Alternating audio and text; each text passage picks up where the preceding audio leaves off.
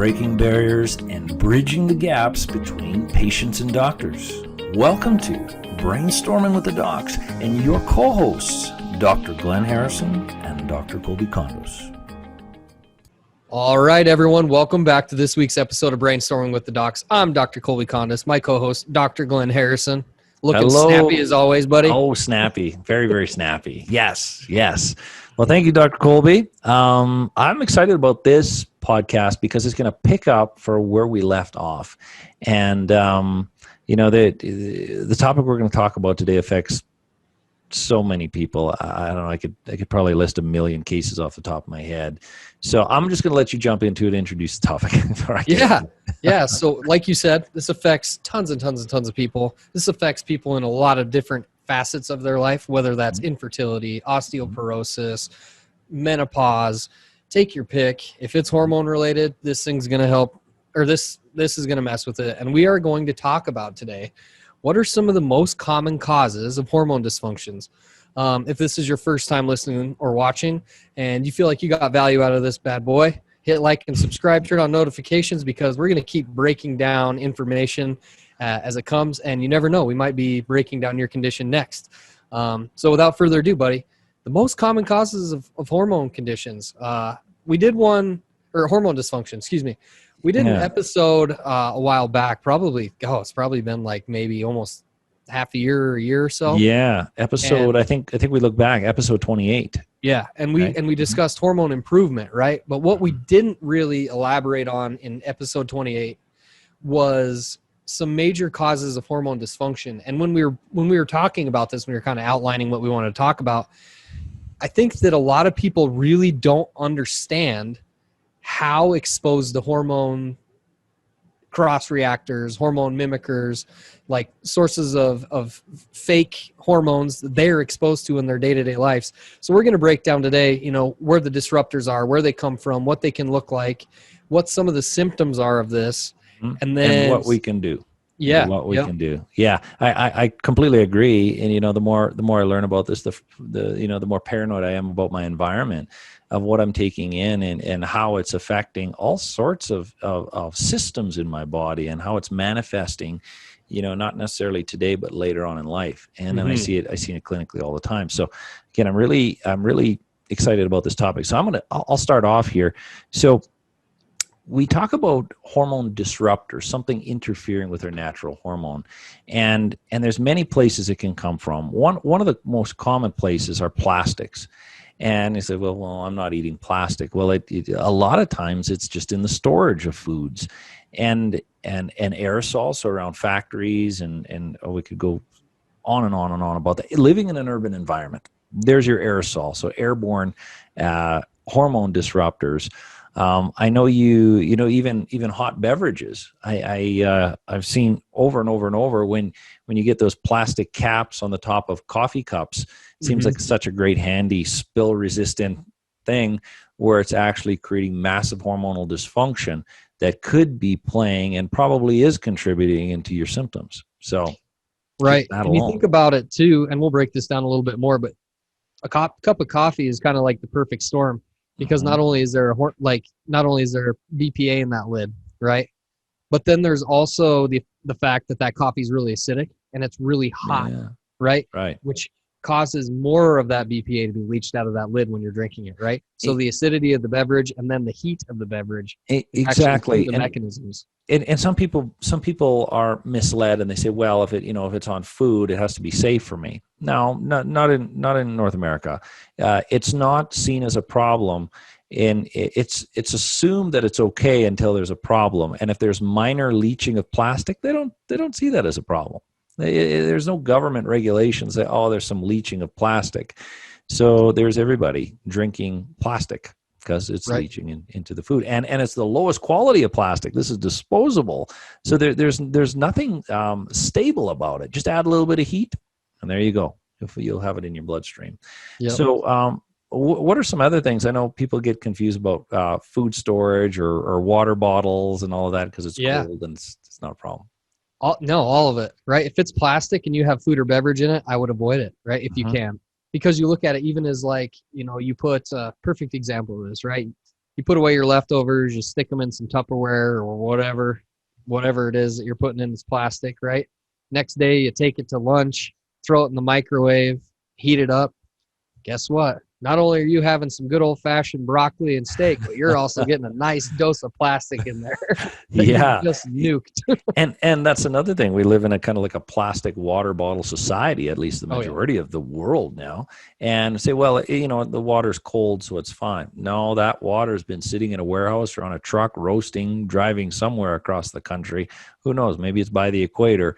It was literally roasting, melting plastic in your water, and then it was chilled, and now you're drinking it. Doesn't mean that the plastic just jumped back out of the water and got into the bottle. It is in the water. It's just staying in there. Same thing with even those individuals that are like, I'm going to be environmentally conscious, right? Mm-hmm. I'm going to buy a really nice, I'm not even going to use a brand name, but we all know what I'm talking about here.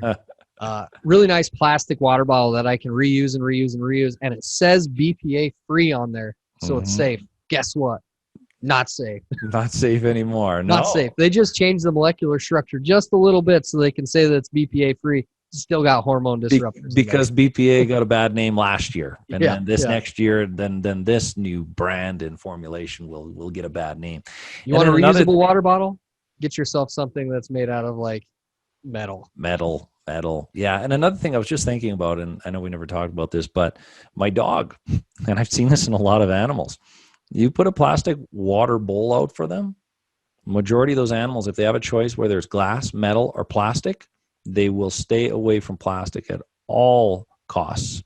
My dog, and I don't know if he's any more intelligent than the other animals, but I like to think he is. But even in the winter, you know, there's chlorinated water coming out of the tap. He will not drink water if there's snow on the ground or a puddle. He'll go to the snow or the puddle all the time. Now, you know, is he smarter than the average human? Well, I get maybe in some cases he is, because he's able to pick up on these things. I don't know, but there's something interesting about that. So enough about pets and water. But talk about some other chemicals and some environments. I know we touched on some of that. Yeah, so when we look at chemicals too, chemicals can be a huge source of endocrine disruptors, right, or hormone disruptors. We look at things like industry, like are they spraying stuff for finishes? Are they using chemicals to expedite manufacturing processes? Mm-hmm. Are they spraying pesticides on your food? You know, are they a cleaning product? Like all these things can be potential sources of hormone disruptors, endocrine disruptors. Mm-hmm. So. Yeah, and not to mention, like personal care products. This is a beast. This is an absolute beast. Anything you put on your skin, we will see residuals within 14 seconds, 14 or 16 seconds. Your skin is your largest organ, right? And it's open. And it's exposed to everything. Yeah. So I think we got to really start paying attention to this, because all of these nasty labels and everything, they're not natural, and hormones are fragile. So if we add all this into what we breathe, what we eat, what we store, how we store our food, it's no wonder that we're going to have all of these nasty dysfunctions. So I know we talked about symptoms of hormone dysfunction. I remember you said, well, Dr. Harrison, just pick one. Yeah. And that's kind of true. So I'm going to let you start rattling off some symptoms of hormone dysfunction. Yeah. I mean, you look at it and it could be affecting any one person, right? You could have hair loss, mood swings, you know, irregular menstrual cycles. You could have infertility, loss of libido. I mean, PCOS, osteoporosis, endometriosis. It just goes, you know, take your pick. There's tons of them. And not to even mention other emotional symptoms, irritability in men and women, because then you can get into disorders like we just talked about, like endometriosis, a big one, andropause in men, where they lose enough testosterone, and then they I think it's still a clinical diagnosis, andropause. Libido is a big one, big one, and hormone disruption from environmental hormones or toxic hormones, if we want to call them. But you know, lots of hormone problems. But what are some of the mechanisms? And this is where I really like to iron down. I think that's both of our personalities, of how do these things cause problems? Yeah, for sure. So when you look at some of the way that it works, right? There's a couple of different ways. One of them is that it's actually, you become hormone resistant, right? So kind of similar to like diabetes, right? So when you, or insulin resistance, when you constantly have a hormone that's just floating around, right? All of a sudden your receptors are like, yeah, dude, we know there's, take your pick, there's a lot of estrogen here, right? We know that there's a lot of estrogen here. We've already done our job with the estrogen. We don't know what else you want us to do. Like we're already working at max capacity, so we're just going to ignore it. And what happens eventually is that your receptors become numb to that hormone. So then when you actually do release the natural hormone, your receptors are like so desensitized to it that it's not actually performing the achieved outcome anymore. The button on the receptor that the hormones comes to, the button is broken. Yep. It keeps hitting it, but it's numb to it. And basically your natural hormones are being outcompeted by something that's, not natural into the body. It's exogenous. So that's right. And a lot of these hormones that interrupt act like estrogen. Something that I think we talked about in the past, xenoestrogens. These are fake estrogens. And these aren't really an estrogen. They're just a chemical that have characteristics of estrogen and manage to create a lot of these problems. And that's where we get into, molecular mimicry or hormone mimicry, which you kind of already talked about, where this xenoestrogen, this fake estrogen, this it's really a chemical, comes in and starts to outcompete. And xenoestrogens they do all the bad things of estrogen and none of the good ones. So, some good characteristics of estrogen would be fertility and soft skin and thick hair, usually thick hair, a lot of different things with that, bone density, proper periods, the cycle being normal. But then xenoestrogens come in and they do all the bad things, weight gain, the opposite, creating imbalances. So there's loads of estrogen. So then you end up in this whole estrogen sea of estrogen, we like to call it, where we're in the sea of estrogen. But it's not natural hormone doing it. It's these xenoestrogens acting like that. And then when you end up with what we like to call this estrogen dominance, where there's so much estrogen, you get all the bad characteristics of estrogen, weight gain just being one of them, and then the risk of autoimmunity. So autoimmunity loves estrogen. Add more xenoestrogens in the mix, you're high risk of autoimmunity. And we've done podcasts on autoimmunity. That's quite a while back, but we have. Right. So, and then even stuff, not only autoimmunity, but also cardiovascular disease. Oh, yeah. All that stuff can be attributed, not all of it, but a big portion of it. If you have unregulated estrogen, you have a metric boatload of it floating around. You're the cardiovascular incident waiting to happen. So that's exactly right. And then the xenoestrogen, if you build up this estrogen load, good and bad estrogen, but there's just too much of it, it starts to outcompete the other opposing antagonist, the opposing hormones like testosterone and progesterone. That's why usually when you get into the hormone therapies, you'll never get estrogen therapy. Not usually. It's progesterone therapy because they're trying to offset the negative effects of the elevated estrogen, and it's testosterone therapy to offset the negative effects of this mountain of estrogen. So you're trying to outcompete this estrogen, but it's not natural estrogen, it's xenoestrogens. That's why when anybody has hormone dysfunction that comes in my office, I'm usually trying to find ways to get hormone out of the body versus add it in, because it's usually a chemical problem. So that's kind of some of the mechanisms. We like to geek out on that stuff. But what can well, I guess we talked maybe a little bit about cases. I know you probably have a few, and you said you just had one today, or? Yeah, actually, I had a patient today asking me about osteoporosis, and that's going to be something that we definitely investigate as far as the mechanism is, like, is there sources of estrogen that she's getting that she has no idea that she's getting? One of my other cases that I have is a younger person, like 18 years of age, chronic migraines, chronic fatigue, kind of like all the stuff we talked about, right? Chronic fatigue, chronic pain syndrome. She had a lot of emotional irregularities. She had a lot of inability to regulate her emotions. And actually, when we ran the panel, she's like, just her estrogens is through the roof. So like we've already talked about, that's something that we're trying to do, is we're trying to figure out ways that we can get the estrogen out of her body. And then on top of that, we're trying to figure out exposure points. So where is she getting it? Is she getting it through cosmetics? Is she getting it through use of plastics? Is she getting it through, cleaning materials? Where is she getting this? It's these hormone disruptors that she's not really aware that she's getting. So. What Yeah. about you? I'm sure you have a bunch too. Yeah, I usually see a lot of these hormonal dysfunctions, which is kind of what we're going to get into here. But the causes of the hormonal dysfunction, of course, this chemical load and these xenoestrogens, but their body is set up to a point that allows it. So we are quite resistant to these environmental factors, at least to some extent. But when people are exhausted, and maybe there's thyroid issues or adrenal issues or digestive issues or nutrient issues or what have you, or sleep disorders, if you get enough of that going on and the body starts to slow down, it acts as a toxic magnet.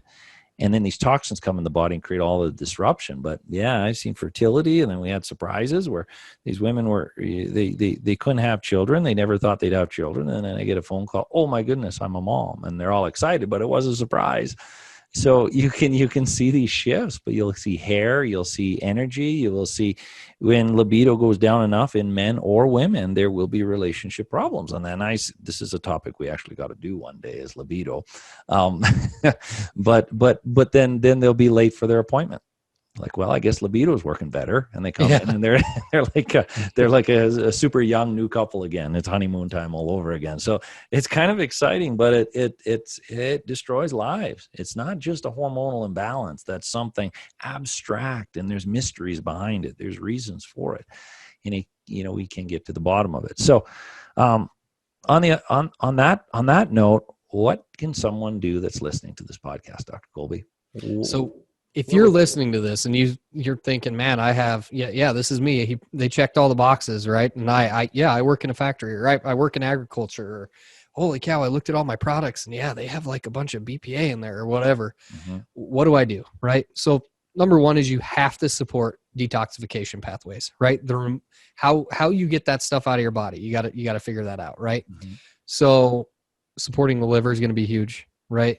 And so let's just sort of interrupt. There's 3 rules of hormones. We talked about this in episode 28. The first rule of hormones, and if you're listening to this, you can't see my fingers, I'm pointing them up. Number 1 is you have to make your hormone, and that's usually not a problem. And the second thing, we have to use our hormone. This can be a problem, as what you said, Dr. Kolby, if there's other hormones out competing you. So you might not be able to use your normal hormone. Yeah, or if they've been sensitized. Exactly, like insulin resistant, becoming resistant to that hormone. So that's the second thing. So you have to use, you have to make, you have to use. And then the third one is what you're talking about right now, Dr. Kolby, and that's losing. So you have to make, you have to use, and you have to lose. You got to get excess hormone out of the body. You're always making fresh stuff. You got to get it out. But what I think what you're talking about, Dr. Kolby, when you say detox pathways, is not only get the natural hormone out, but the exposure we're getting every day that we can't control, at least some of it. What you're getting at is how do we get that out of the body? Yep. So how can you mitigate some of that, right? How can you mitigate some of the exposure that you're having? How can you set yourself up for success, right? Mm-hmm. So supporting detoxification pathways is going to be really, really huge. Yeah. And if you are interested in that, I think do we have a podcast on that? I don't think so. Well, maybe we should. Yeah, so we will. But how do we support detox pathways? Well, one of the most important things is to remember that detoxification is more than just the liver. The skin is a big organ. There's lots to detoxification. It's not just the liver. It's not take this detox powder and we'll call it good and everything will be better. No, that's a scam. That's a scam. Yeah. I'm going to say it. That's a scam. And it's energy dependent, these detox pathways. So you have to enhance energy. So someone has lower energy, like these cases that I see that hormonal problems are downstream from energy problems, and then the hormones can create energy problems, of course. But you got to get that energy up. So it's energy dependent, whatever that takes. Another one is nothing cleans out of the body unless there's enough blood flow. So you have to do everything you can to get, peripheral circulation, to get blood flow, whatever that is. If you can't sweat, you are toxic, hands down. There was a lady that I worked with. She was in her 70s, and she doesn't remember ever sweating in her life. I think she was 16 or 17 years old back in, I think it was I think it was in Florida or something. And she said, we used to wear different clothes back then. Well, I guess it was thick, maybe wool dresses. I don't know. But she said she remembered her forehead getting a little bit damp. And it was, it was 90 some degrees or whatever it was outside in the summer. So was she toxic? Mm-hmm. Yeah. After a few months, we were able to turn on some of the metabolism that she was able to sweat again. She was actually mad at me because she didn't like sweating. I was so happy that she was going to get some of these toxins that were building up over years. So blood flow is an important thing. I know we talked about a couple of rules, Dr. Kolby, and some nutrients that can kind of help this avenue. Give people something to bite into. So what's the number one rule of detoxification or hormonal functioning? So you have to reduce your exposure, right? You got to figure out where you're getting it and then eliminate that. If you're like, man, I'm getting a bunch of this and I'm using a ton of plastics, get rid of them. Right. Right. Even if you're going for a coffee every day. Yep. You're going. Yep. Take the lid off. Take the lid off, or just bring your cup there. No one will laugh at you too much. No. Bring your even in my house, like we don't have any plastic containers in my house. We use all Pyrex. We use all glass. And that is the reason why. Yeah. Because we don't want that stuff leaching into our food. And then we have to remember that, that's what you're in control of. But sooner or later, you're going to go out to dinner. You don't know how that food was stored. So you're making some exception for those things you aren't in control of, but we are in control of a lot. So, yeah. So if you're drinking Mountain Dew that's been rolling around on the floorboard of your truck in 98-degree weather for 6 weeks. And then you drink it when it gets colder in the winter time because it's fine. It's cold now, right? No. No, it's already in there. It's really acidic and it's really, really hot. So don't do that. Yeah. So there are some nutrients. Nutrients are always secondary. I always say supplement secondary, lifestyle primary of any efforts. What are some nutrients? I know we talked about a few. There's a lot. Yeah. So we talked about, things that are going to eliminate free radicals. So some antioxidants. Glutathione's a huge one. That's the most potent antioxidant that you make in your human body. So I take glutathione. I recommend a lot of my patients take glutathione. You can take bioflavonoids that help with inflammation. That's going to be things like turmeric, resveratrol. You can look at some of the other things like to support the liver, some milk thistle, selenium. That was one. We talked about a little bit. What else am I missing here? B12. B12 is a good one. B9. These are powerful. These are B9 and B12 are powerful nutrients for liver, directly for the liver. And then broccoli seed extract, more and more and more research behind broccoli seed extract to detoxify your liver. I'd say if there's one thing that you could do, eat mountains of broccoli, or at least get concentrated nutrients to help move some of that stuff. But that's just a nutrient standpoint. You could never consume enough nutrient to offset, a terrible lifestyle or massive exposure. Right. What is it in broccoli? The endo-3 carbinol? Yeah, that's it. Super, super, super potent, right? Super good for endocrine or hormones, excuse me. Exactly right. So there's a lot to hormonal dysfunction, but it's not a mystery. And almost always it's due to disruptors, I would say. I would be very, very confident with that. And there's a few things the body needs. It needs to have energy. It needs to have, you got to have enough blood flow. That's a starting point. But then look at all the exposure and you can't say, okay, I'm going to avoid plastics one day this month, right? It really has to be a transition. And don't ignore about the other chemicals like scented candles, air fresheners. Oh my goodness. These will cause hormone problems all by itself. Right. Well, when you think about it too, you can't get frustrated if you're suffering from this stuff because it's not going to be quick. It is not going to be fast. It's not going to be overnight. It's going to take a lot of effort. It's going to take a lot of effort on both your part and the part of the provider, whoever you choose to go to. And it's going to be a lot of work, but the end goal the end outcome can be that you feel significantly better than you are right now. Oh, for sure. So don't give up. Yeah. And we're talking about natural strategies. The medical strategies are usually just add hormone in. You never see medical strategies, let's get hormone out. It's always, let's just add more. It's just kind of the Western way. We need more of this. More is always better, not in hormones. And very seldom do we need to add hormone in. We have to look at, okay, now there's a dysfunction because we're adding hormone in to try to offset or override this existing estrogen problem, that xenoestrogen problem. So it's like chasing the teeter-totter, right?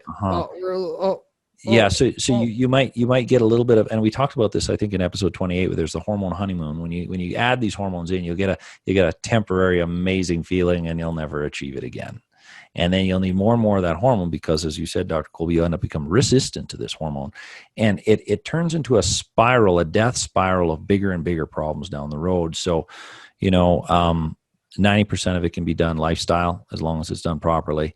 And then, if there's anything remaining, well, then, then go with the other strategies. But it takes work, but you can get past it, just like you said, Dr. Kolby. So, yeah. Anyway, I think we beat up that topic. So there's a couple of podcasts on this now. Yeah.